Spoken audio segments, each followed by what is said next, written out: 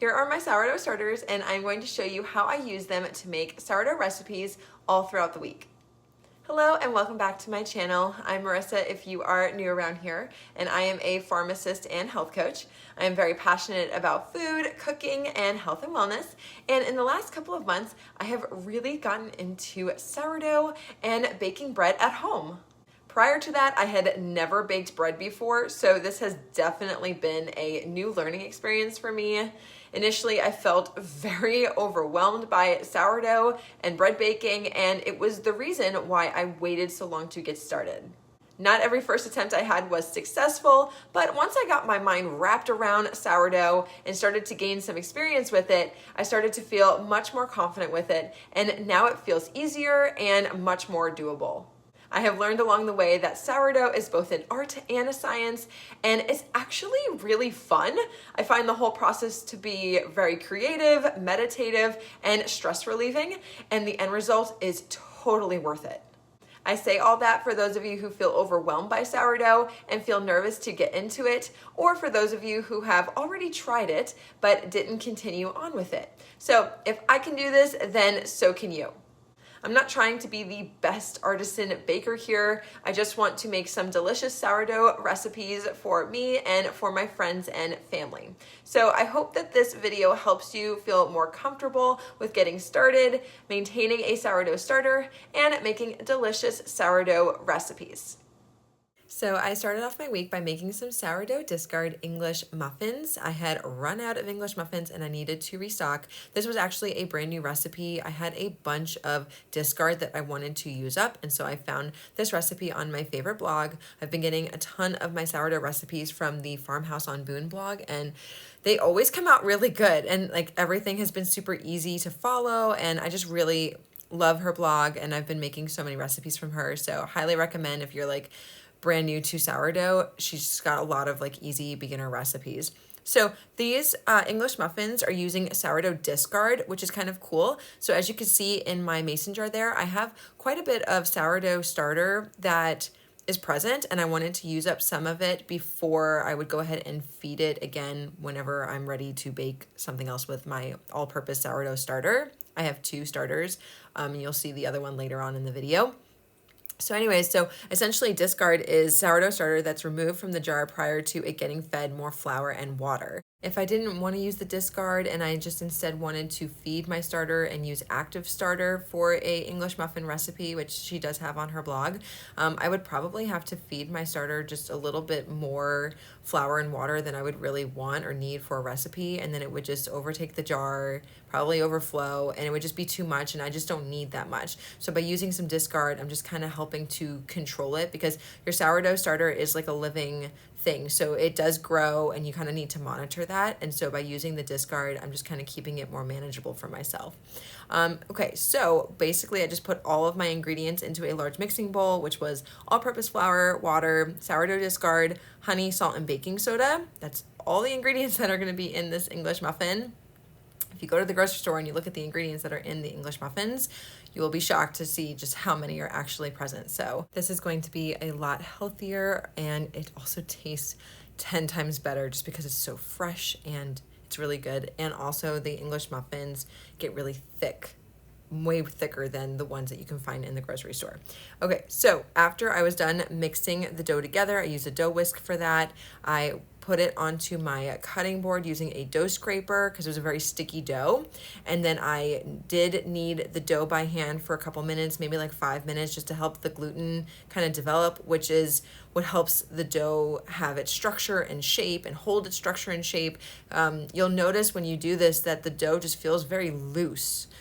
And after you knead it, it just has more structure, and that's what you're doing. You're actually helping develop the gluten so that it can hold its shape and, you know, look like bread and be like bread and have that consistency and texture and all of that.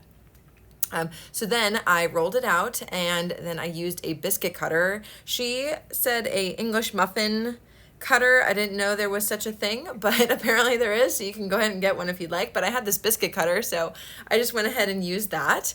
And I just cut out my English muffin shapes, and once I was done, I just kind of rolled the dough back together, re-rolled it out, and then I continued on, just like you would do if you were baking like sugar cookies or something like that. So that's what I did, and then once I was all done with that, I went over to my frying pan and I started to heat up a cast iron skillet. I love using a cast iron skillet to make English muffins. I let that heat up. I put in a little bit of avocado oil, and then I placed in the English muffins. A little tip with cast iron is to make sure that the pan is hot. So you just see me kind of testing that right there just by holding my hand over it just to see how hot it is. But you can also see the oil is starting to like bubble there. And you want it to be nice and hot because it's going to get you a nice golden brown on the bottom of the English muffin. And it's also going to help them not stick to the frying pan. So I just add in as many English muffins as I can fit. And then I put a nice lid right on top of it. And I cook them for maybe like 2-ish minutes. You got to keep your eye on these. You can't walk away. Once they are brown, you can go ahead and flip them.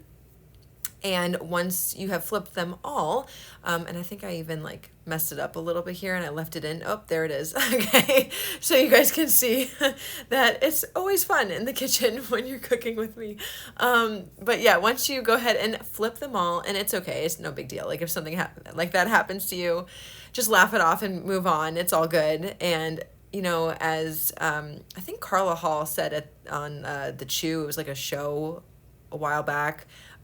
She was like, it's all about the recovery. And I've just, once I learned that, I really like, it was a mantra that I just included into my life. So anyways, once you have flipped them all, you can go ahead and put the lid or the pot lid back on top.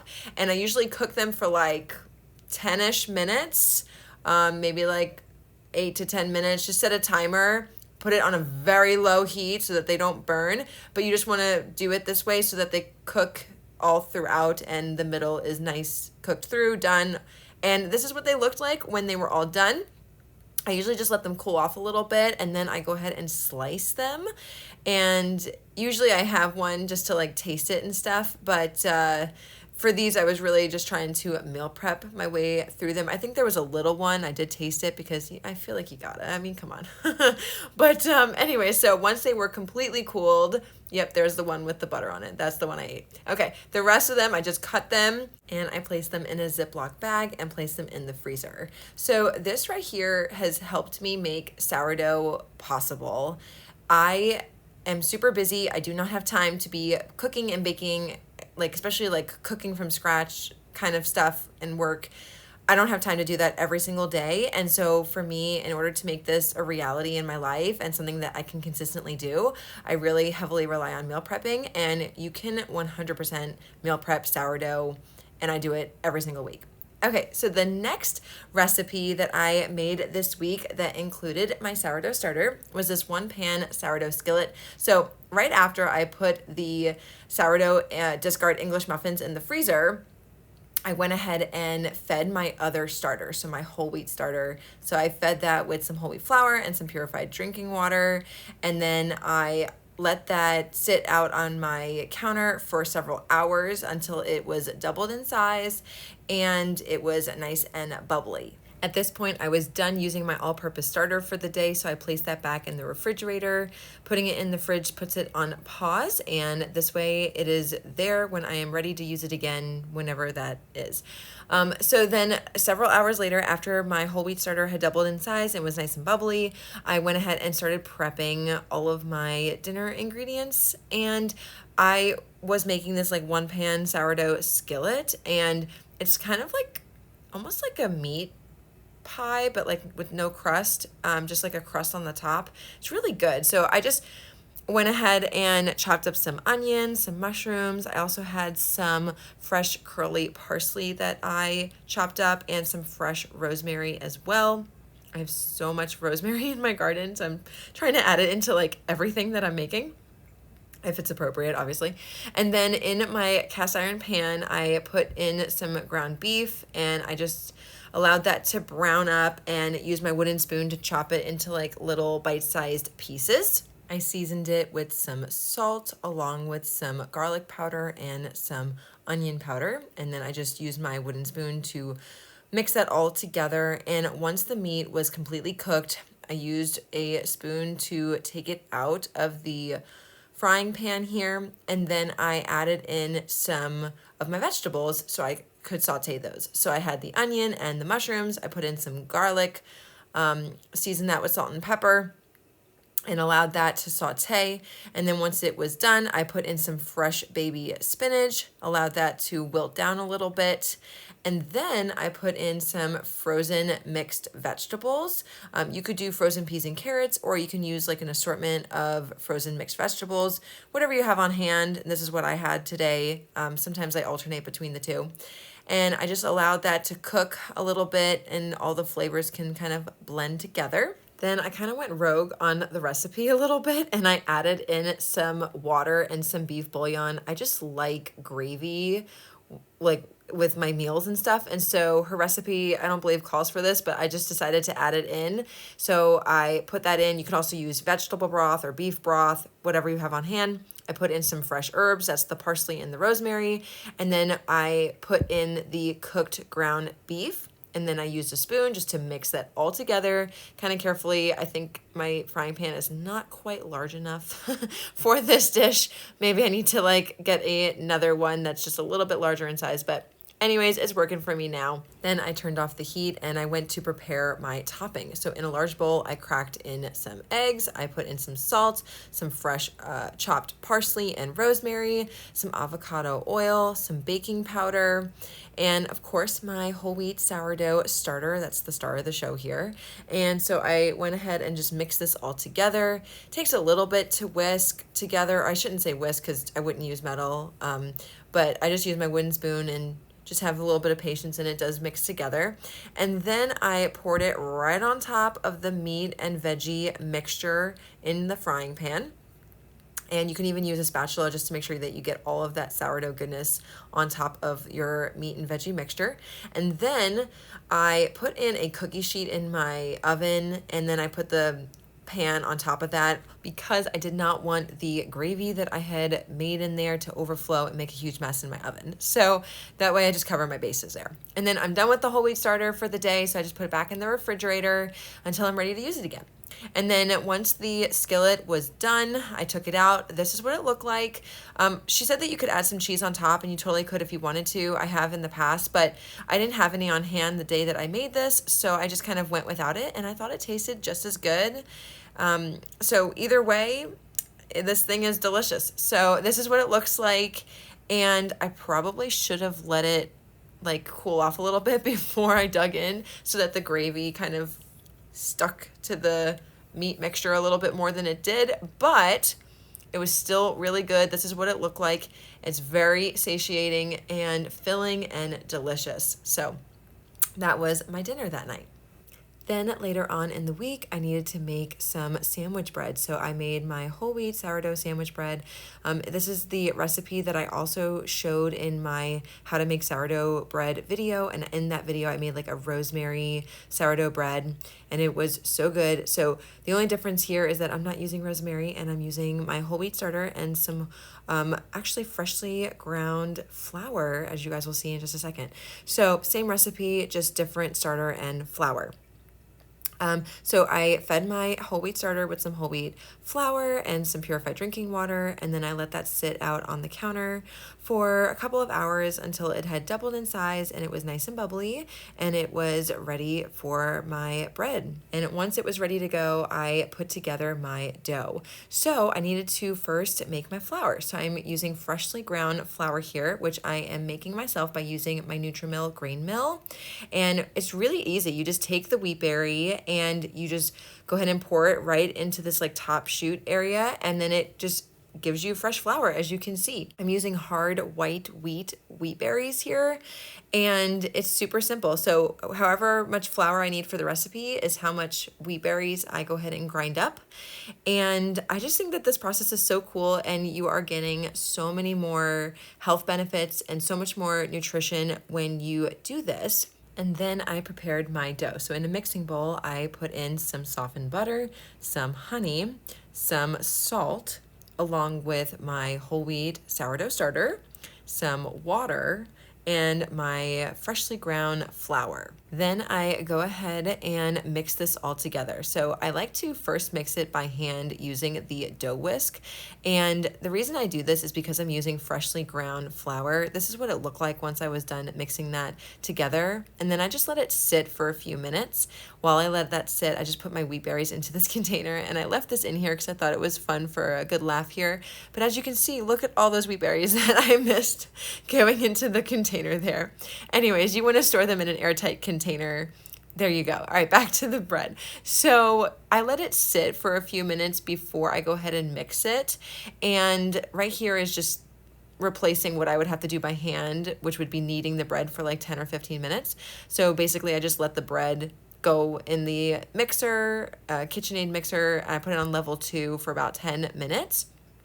The reason that I let it sit for a little bit before I go ahead and mix it is because I have found with freshly ground flour, it does take a little bit longer to absorb the liquid. So sometimes initially you think you need extra flour, but you actually don't. So just let it sit for a little bit. So anyways, then I put the dough in a greased bowl, put some plastic wrap on it, and just let it sit overnight so it could ferment. And then in the morning, I went ahead and shaped it. And shaping it is really fun. So you can see all the little bubbles in there. So the freshly ground flour dough, it just really comes out quickly. It doesn't really stick very much to the cutting board. At least I haven't found that it does. Anyway, so I just use my rolling pin to roll out the dough into a nice rectangle shape. And then I go ahead and start folding it into a bread loaf. So I just kind of fold it in a little bit, pat it down by where the seam is, and then keep folding in, tuck in the sides as I go until it looks like a loaf of bread. Then I just kind of pinched in the seam there, and I let it proof in my proofing basket. Proofing basically just means that we're just gonna let it rise, or we're gonna let it sit for like an extra 1 to 4 hours. It kind of depends on the recipe, as I have been finding out. And you just kind of let it sit there, let it double in size, and that's what proofing is. It's basically just letting it sit there after you've shaped it, but before you bake it. And then after that, I went ahead and put it into a greased loaf pan. I put on some egg wash right on top, which is just a egg that I whisked together with a fork, and it's just going to help it get nice and golden brown. And then I put the loaf of bread right in the oven so that it could bake, and once it came out, this is what it looked like. The temptation to dig in and start slicing it is so high, you guys. But it is important to allow it to cool. Ideally, you want it to cool completely to room temperature, but I'm never that patient. I'm still working on my patience skills, but there you go. So I started to slice it, and this is something that I also like to meal prep and just store in the freezer. So once it has been, sliced, cool completely, it goes into the Ziploc bag, and then it goes into the freezer. And of course, I did taste it because you gotta have some fun along the way here. So there you go. That was my whole wheat sourdough sandwich loaf bread. So that was a week in the life of my sourdough starters. I hope that you enjoyed this video. If you want to learn how to make a sourdough starter, check out the video playlist that I have linked in the description box. I also have a whole blog post on my website dedicated to sourdough, and it walks you through what sourdough is, some health benefits of it, how to make and maintain a starter, and easy beginner recipes. If you haven't subscribed yet, please do so, and you will see more sourdough meal ideas, healthy recipes, and ways for you to improve your health. And if you'd like, you can also follow me over on Instagram at Simply Health with Marissa. Lastly, comment which recipe I made in this video that you got most excited about, and what do you want to see me make next? Thanks for watching, and I will see you in my next video. Stay well, my friends. Bye!